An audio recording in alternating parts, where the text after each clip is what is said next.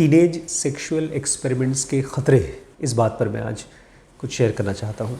अभी रिसेंटली एक माँ ने अपनी बेटी के फ़ोन को देखा और उसने बच्ची ने अपने बॉयफ्रेंड के फ़ोटोज़ रखे थे, लेकिन साथ ही साथ उस बच्ची ने अपने किसिंग के कुछ फ़ोटोज़ रखे थे जो उसने अपने बॉयफ्रेंड को किस किया है, या पाउट करके कुछ फ़ोटोज़ बना रखे हैं, और कुछ इंटीमेट फ़ोटोज़ भी थी। सेक्सुअल नहीं, पॉर्न नहीं, बट कुछ स्लाइटली और ज़्यादा इंटीमेट। अब इसके ख़तरे हैं कि नहीं? माँ को क्यों लग रहा है कि बहुत ख़तरनाक है, और बच्चों को क्यों लगता है कि इसमें कोई प्रॉब्लम नहीं है, तो हमारी फ्रीडम है, ये तो हम अपनी फ़ोटो खींच करके अपने पास रख रहे हैं, ऐसा क्यों है?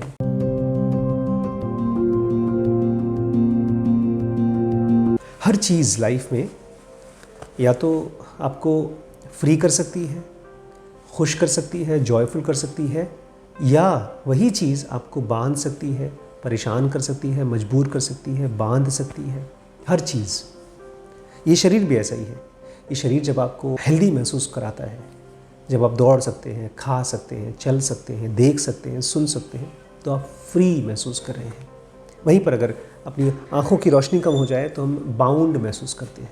और ये बात बच्चों को नहीं पता होती, पेरेंट्स को भी डर के रूप में पता होती है, ज्ञान के रूप में, इंसाइट के रूप में नहीं पता होती। सेक्सुअलिटी ख़तरनाक है, ये तो ऑलमोस्ट सारे पेरेंट्स को पता है, लेकिन सेक्सुअलिटी एक फोर्स है, एक एनर्जी है, ये पेरेंट्स को नहीं पता होती।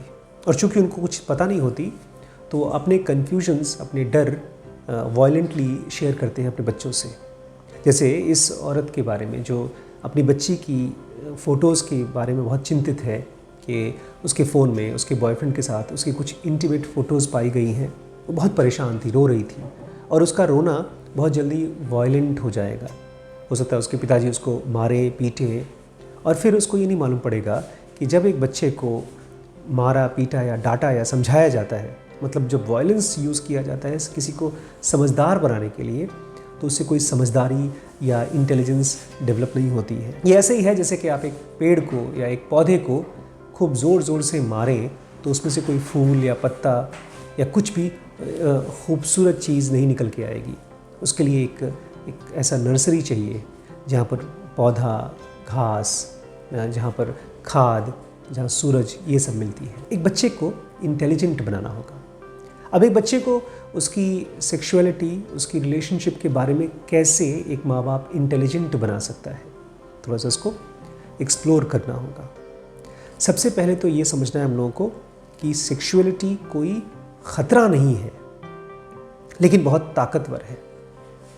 बट उसकी माँ परेशान इस बात से नहीं है कि सेक्सुअलिटी क्या है, क्या नहीं है। उसकी माँ की चिंता ये है, उसने मुझे बताया भी कि अभी रिसेंटली उसके कॉलोनी में एक बच्ची, जो स्कूल की बच्ची थी, उसके बॉयफ्रेंड ने बाथरूम में जा कर के बिना कपड़ों के वीडियोस खींचे, फ़ोटोज़ खींचे।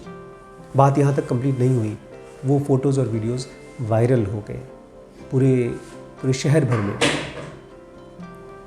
भर में लोगों ने उसको देखा। अब इंसान का माइंड, जो ह्यूमैनिटी है, जो आम आदमी है, उसका माइंड बहुत अनडेवलप्ड है, इमेच्योर है सेक्सुअलिटी को लेकर के। जानवर इतने इमेच्योर नहीं है सेक्सुअलिटी को लेकर। जानवर अगर किसी दो अपने प्रजाति को सेक्स करते हुए देखते हैं या उनके इंटीमेट मोमेंट्स को देखते हैं तो इनको कोई फ़र्क नहीं पड़ता है। इंसानों को बड़ा फ़र्क पड़ जाता है, क्योंकि कहीं ना कहीं हमने एक सोसाइटी की तरह अपने आप को डेवलप करने की कोशिश की है। हम सब कपड़े पहनते हैं, हम सब सेक्स करते हैं, लेकिन शादी के बाद हम सब सेक्स करते हैं, लेकिन अपने घरों में, कमरों में दरवाज़ा बंद करके हम लोग सेक्स करते हैं, लेकिन अंधेरे में। और इन्हीं कारणों से जो यंगर जनरेशन है वो उल्टा करना चाहती है। जो कुछ भी हम लोग नॉर्मली सोसाइटी में करते हैं, बच्चे उसका उल्टा करना चाहते हैं। इसलिए नहीं क्योंकि उल्टा करना चाहते हैं, इसलिए क्योंकि वो रिवोल्ट कर रहे हैं। जो पेरेंट्स मना कर रहे हैं वो ये लोग करेंगे। इस रिलेशनशिप को समझना होगा हम लोग को। एक बच्चे की तरह भी समझना होगा, एक पेरेंट की तरह भी समझना होगा। मान लीजिए मेरा बच्चा ऐसा कुछ हरकत करता है जिसमें कि वो अपनी सेक्सुअलिटी को एक्सप्लोर कर लेता है किसी अपने बॉयफ्रेंड या गर्लफ्रेंड के साथ, तो मैं कैसे रिस्पॉन्ड करूँगा? ये बहुत नाजुक सवाल है, क्योंकि अगर मैंने इसको बहुत सीरियसली पूछा नहीं अपने आप से तो मुझे नहीं पता चलेगा, लेकिन मेरी वजह से मेरा बच्चा एक ऐसे गंदे कुएं में गिर जाएगा जो बाद में मैं किसी को ब्लेम नहीं कर पाऊँगा। बहुत सी ऐसी फिल्में बनी हैं, बहुत सी ऐसी न्यूज़ चल रही हैं जिसमें बच्चों के वीडियोज़, बिना कपड़ों के वीडियोज़ वायरल हुए हैं। उसमें दोनों का रोल है। एक तरफ उस सोसाइटी का जिसमें लोग इमेच्योर हैं, जिसमें लोग जिनकी थॉट्स बहुत संकीर्ण हैं, लेकिन साथ ही साथ उन बच्चों का भी जिनको ये नहीं पता था कि ये वायरल हो जाएगी। दो एक्सट्रीम्स हैं वायरल वीडियोज़ के। एक, जब भी आपके कोई वीडियोज़ वायरल होते हैं जो आपने खुद बनाया है, यूट्यूब के लिए बनाया है, तो मज़ा आता है, खुशी होती है, लोग देखते हैं और आप फेमस सेलिब्रिटी के रूप में अपने आप को एक्सपीरियंस करते हैं। लेकिन वहीं पर जब आपके कोई इंटीमेट मोमेंट्स वायरल हो जाते हैं तो जितना लोग आपको प्यार, मोहब्बत और सेलिब्रिटी स्टेटस देते हैं, उतना ही आपको हेट्रेड देते हैं, घृणा देते हैं, उतना ही आपको वो लोग बदनामी देते हैं। और जितना मज़ेदार लगता है रिस्पेक्ट, लोगों का जलना, उतना ही ख़राब लगता है, डिप्रेसिंग लगता है जब कोई आदमी हमारे इंटीमेट मोमेंट्स को देख लेता है। इसको शर्मिंदगी बोलते हैं।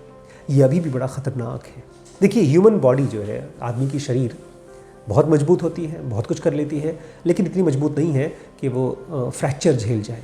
अगर रोड एक्सीडेंट हो जाए और कोई चाकू या कोई लोहा हमारे पेट में घुस जाए तो दर्द होगा और हमारी मौत हो सकती है, बिकॉज हमारे शरीर इतना मजबूत नहीं है कि लोहे के औजार को अपने शरीर के अंदर में घुसेड़ करके वो बच जाए। ऐसे ही हमारा माइंड जब तक कि पूरी तरह एनलाइटेंड नहीं हो जाता, एनलाइटेंड मतलब जब तक हमारे थॉट्स, हमारे इमोशंस और हमारी एक्टिविटी हमारे कंप्लीट कंट्रोल में नहीं आ जाती, तब तक हमारा माइंड बहुत वल्नरेबल है। जैसे एक कार में बैठा हुआ आदमी रोड एक्सीडेंट के लिए वल्नरेबल है, ऐसे ही एक आदमी जो वीडियो बना रहा है, चाहे कितना भी किसी को प्यार करता हो, चाहे कितना भी किसी को ट्रस्ट करता हो, वो वल्नरेबल है।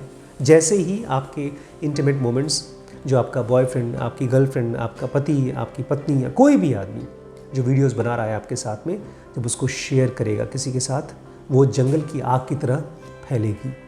पता नहीं चलता, लेकिन ये हमने बहुत अभी रिसेंटली स्टडी किया कि हमारे मीडियम कोर्स में कि कोई भी बिजनेस या कोई भी आइडिया या कोई भी चीज़ फैलती कैसे है, उसका एक क्रिटिकल तरीका है। उस क्रिटिकल तरीके को जब तक आप नहीं समझते, आपको ख़तरे के साथ आप खेल रहे हैं। हम में से कोई नहीं चाहता कि हमारी बदनामी हो।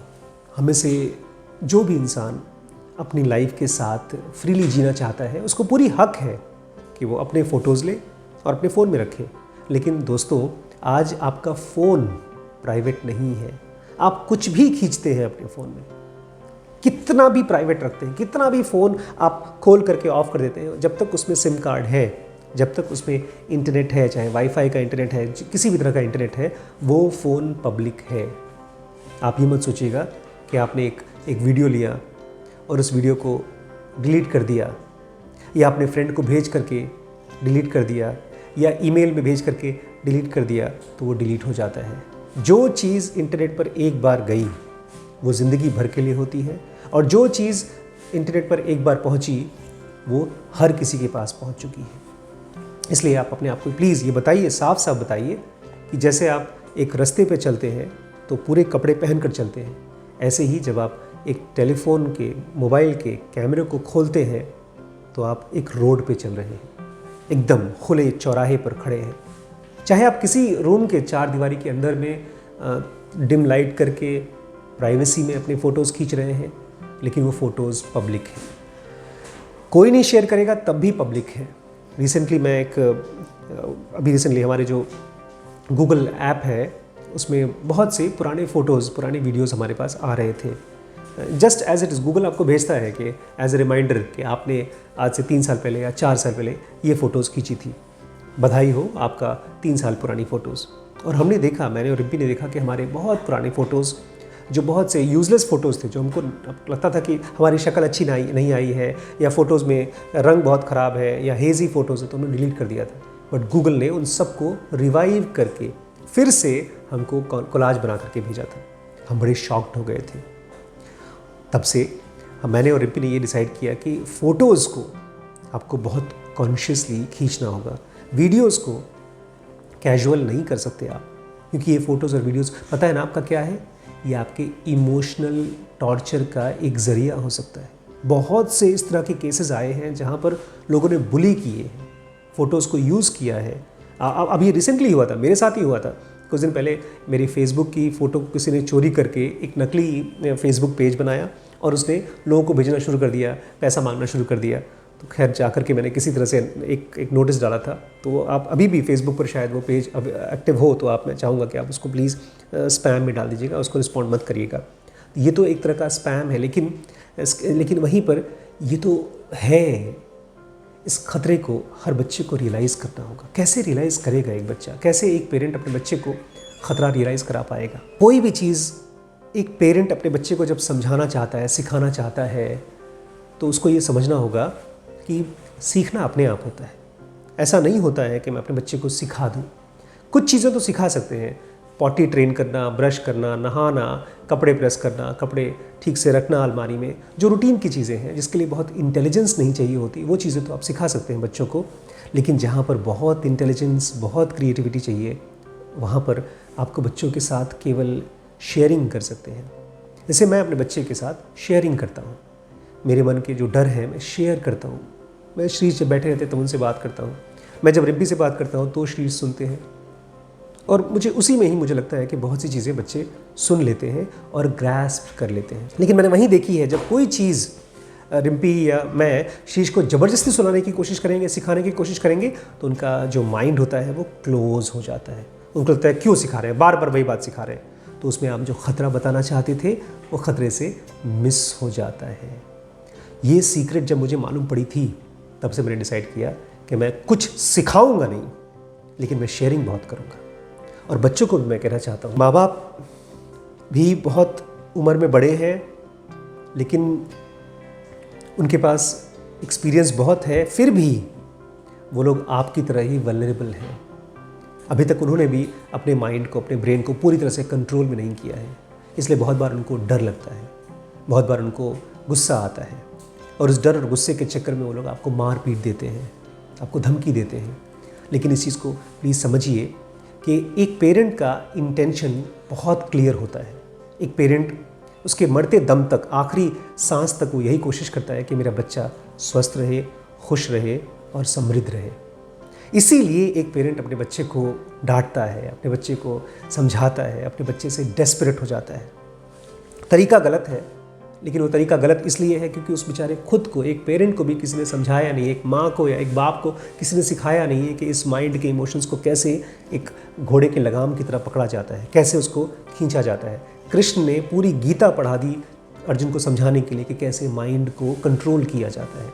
आपके पेरेंट्स आपके ऊपर गुस्सा कर रहे हैं, बहुत से बाउंडेशंस लगा रहे हैं, बहुत से बंधन लगा रहे हैं ताकि आप बचे रहें, क्योंकि इस तरह की चीज़ें बहुत होती हैं। सोसाइटी ने कई सालों में, पिछले 10, 15, 20, 25 सैकड़ों सालों में, ये जो कपड़े पहनते हैं, जो घर बनाते हैं, ये जो बेडरूम्स बनाए गए हैं, जो प्राइवेसी रखी गई है, ये इसलिए रखी गई है ताकि हम इंसानों की समझ से ऊपर उठ सकें।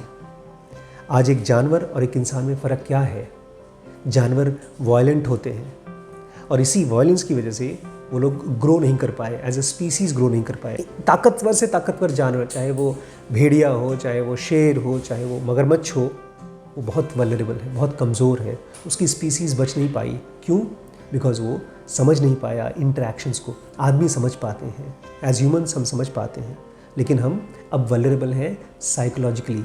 मैं चाहूँगा जितने भी बच्चे हैं इस धरती पर, वो सब समझें कि माँ बाप की जो साइकोलॉजिकल प्रॉब्लम्स हैं वो आप ही के जैसी है, उनका गुस्सा, उनका डर आप ही के जैसे। इसलिए जब वो डांटते हैं और मारते हैं तो प्लीज़ मैं चाहूँगा आप अपने आप को बहुत मेडिटेटिव करके सुने, ध्यान से सुने कि वो क्या बोलने की कोशिश कर रहे हैं बजाय कि क्या डांटने की कोशिश कर रहे हैं। उसके बाद जब वो शांत हो जाए तब जा कर के उनसे बात पूछें कि आप क्या बताना चाहते थे।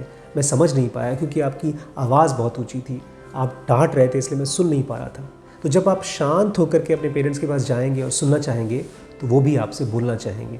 वाइस वर्सा इस तरह के सभी, जैसे गाड़ी को चलाते हैं तो आप सीट बेल्ट लगाते हैं, हेलमेट लगाते हैं, इसलिए मोबाइल जब भी आपके पास हो आपके कपड़े पूरे होने चाहिए, शरीर पर कपड़े नहीं उतरे होने चाहिए, बल्कि मैं तो कहता हूँ कि प्रॉपर बाल वाल अच्छे होने चाहिए। मैंने बहुत से लोगों को देखा है, बहुत से बड़े और समझदार लोगों को भी देखा है, वो लोग व्हाट्सएप पे अपनी प्रोफाइल फ़ोटो या तो फेसबुक पर अपनी ऐसी फ़ोटो डालते हैं जिसमें बनियान पहन रखा है या ऊपर के कपड़े उतार रखे हैं। भाई साहब, आप बॉडी बिल्डर नहीं है तो ये सब नौटंकी मत करिए। ये सब आपकी रिस्पेक्ट को सोसाइटी में ख़राब करता है। लोग आपके ऊपर हंसेंगे, आपको शायद इससे फ़र्क नहीं पड़ता, बट फिर भी हम सब के सब साइकोलॉजिकली वल्नरेबल हैं।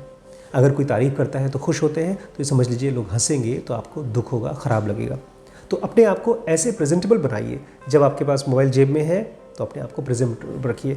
मोबाइल का कैमरा जैसे ही ऑन हुआ, कुछ काम की चीज़, इंटेलिजेंट चीज़, प्यार भरी चीज़, खूबसूरत चीज़ ही शेयर करिए, और ऐसी चीज़ शेयर करिए जो वायरल हो जाए तो खुशी हो आपको। ऐसी कोई भी चीज़ अपने मोबाइल में मत रखिए कि अगर वो 2 से 4, 4 से 6 के पास पहुंची तो आपकी ज़िंदगी भड़बड़ हो जाएगी। उस चीज़ से अपने आप को रोकिए। ये बहुत ख़तरनाक है और ये बहुत ज़रूरी इन्फॉर्मेशन है जो मैं शेयर करना चाहता था।